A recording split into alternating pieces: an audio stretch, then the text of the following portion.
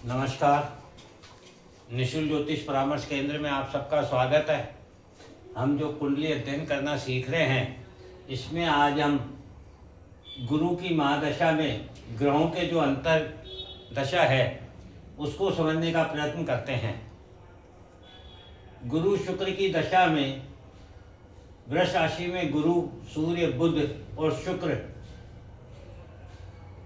शुक्र मिथुन राशि में कब 6/6/89 से 6 फरवरी 92 तक। जातक ने बताया 1989 में विवाह हुआ। शुक्र मिथुन राशि में थे, लग्न में थे, सप्तम दृष्टि से सप्तम भाव को देख रहे थे, जिसने विवाह करवाया। तब जातक के पास खूब पैसा था। शुक्र जो है ये लग्जरियस है, पंचम भाव में है, खुद की राशि में है, तो ये धन देते हैं, कला देते हैं और सभी सुख सुविधाओं को प्रदान करने वाले हैं। इस जातक के पास अपने जन्म में कभी भी ऐसा कोई सुख, ऐसी कोई सुविधा नहीं है जिसका भोग इसे ना प्राप्त हो, लेकिन ये हर भोग को एक तुलनात्मक अध्ययन के साथ ही भोग करना पसंद करेंगे, अर्थात उसकी अच्छाई को ग्रहण करेंगे और बुराई का त्याग करेंगे। तो जातक के पास खूब पैसा था इस समय, किंतु मकान निर्माण एवं रिसेप्शन तथा हनीमून पर खर्च कर दिया, क्योंकि गुरु द्वादश भाव में थे। द्वादश भाव व्यय का है। गुरु जो सप्तम भाव का स्वामी होकर द्वादश भाव से गोचर कर रहा था, तो विवाह दूसरे जिले में हुआ। पहले दूसरे जिले को विदेश के रूप में देखा जाता था, दूसरे राज्य को, दूसरे जिले को, क्योंकि आउट ऑफ कंट्री जाना इतने साधन नहीं थे, इतनी सुविधाएं नहीं थी और इतनी संभावना भी नहीं थी। इसलिए द्वादश भाव जो है वह विदेश का है, किंतु शुक्र द्वादश भाव का भी स्वामी है और विवाह से पूर्व गुरु शुक्र दोनों द्वादश भाव में होने के कारण खर्च को बढ़ा दिया। सन 1990 में फिर पुत्र का भी जन्म हुआ, प्रथम पुत्र का। 92 तक की देख रहे हैं ना हम। 24 नवंबर 1992 तक गुरु सूर्य की दशा थी। गुरु नवम भाव में थे, सूर्य पंचम भाव में थे। गुरु की दृष्टि थी सूर्य पर। सूर्य नीचभंग राजयोग भी बना रहे थे, तीसरे भाव के स्वामी होकर। जातक ने बताया 1992 तक सर्विस में, व्यापार में, समाज में, हर क्षेत्र में मान सम्मान में वृद्धि हुई।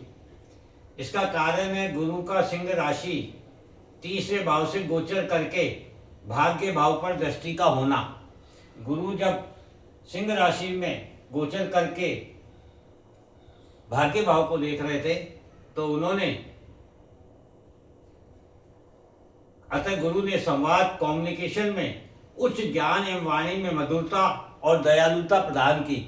इसीलिए लोगों का सर्किल बढ़ना, सुख सुविधाओं का भोग हुआ, छोटी मोटी यात्राएं हुई।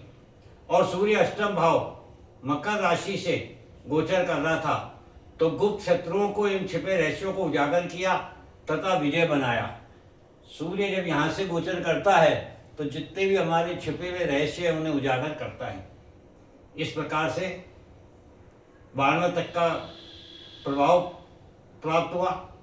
24/3/94 तक गुरु चंद्रमा की दशा थी। गुरु चंद्रमा जिन्होंने नवम पंचम योग कुंडली में बनाया हुआ है।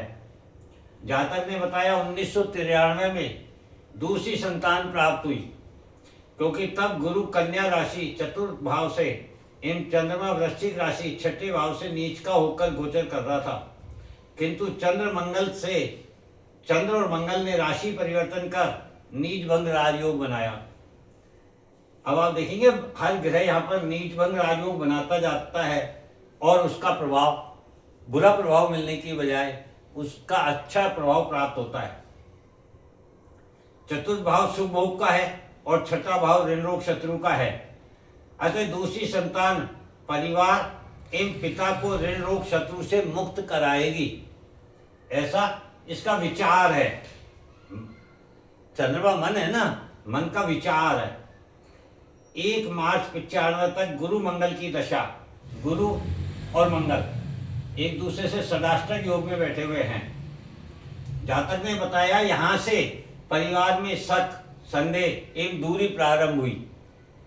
गुरु मंगल है ना षडाष्टक योग में, तो एक दूसरे के शत्रुता के रूप में है। और मंगल की 8वीं दृष्टि भी है गुरु पर। 8वीं दृष्टि गहराई देती है।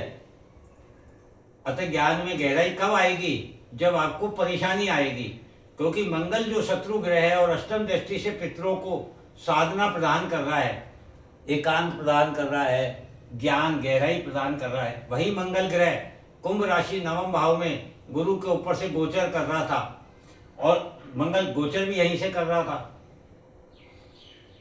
अतः ऐसे समय में सभी ज्ञान दे रहे थे और पितृ सहायता कर रहे थे, किंतु पितरों पर शत्रु ग्रह मंगल भारी था, अतः धोखा मिला। यहाँ पर मंगल के होने से क्या हुआ? मंगल शत्रु ग्रह था। जब वह आपके भाग्य भाव में आकर बैठ जाएगा और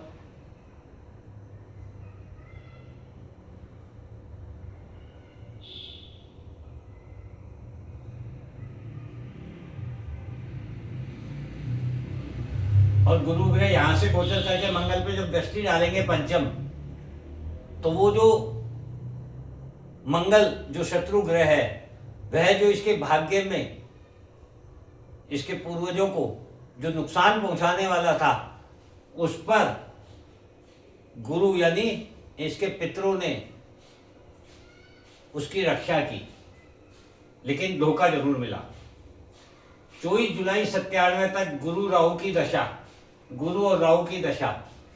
राहु जो कि बाहर का ग्रह है, वह परिवार के भाव में बैठा हुआ है मंगल के साथ, वह भी अग्नि के साथ, और गुरु से षडाष्टक है।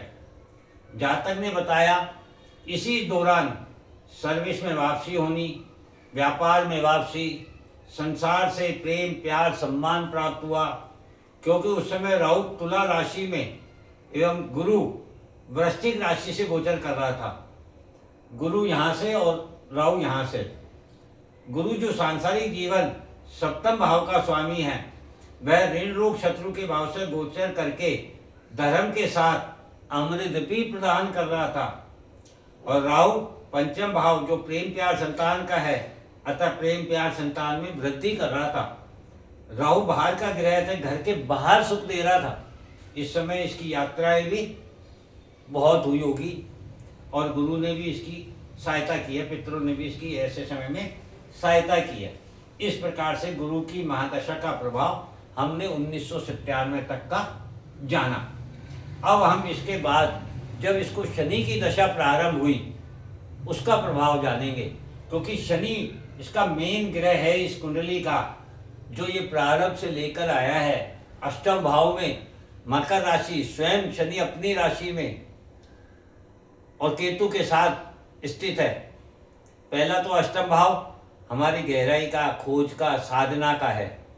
ये लग्न कुंडली है, यानी जन्म के समय प्राप्त हुआ ग्रह है, अर्थात इसके पास जो गहराई है, जो साधना है, जो पूर्व जन्म से ये लेकर आया है, वह इसके पास है।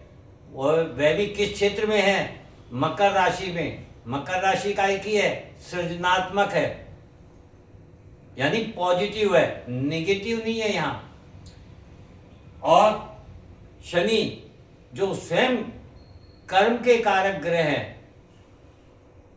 कर्म फल के दाता है, वे केतु के साथ है। केतु मुक्ति के ग्रह है, अर्थात मुक्ति के लिए जो कर्म किया इसने पिछले जन्म में, उसकी गहराई, उसकी साधना ये अपने साथ लेकर के आया है। इसीलिए शनि ग्रह यहाँ महत्वपूर्ण है, और दूसरा ग्रह केतु महत्वपूर्ण है। बाकी सब सांसारिक ग्रह हैं। तो इस प्रकार से अब हम अगले एपिसोड में शनि की महादशा का अध्ययन करेंगे। जय हिंद, जय भारत।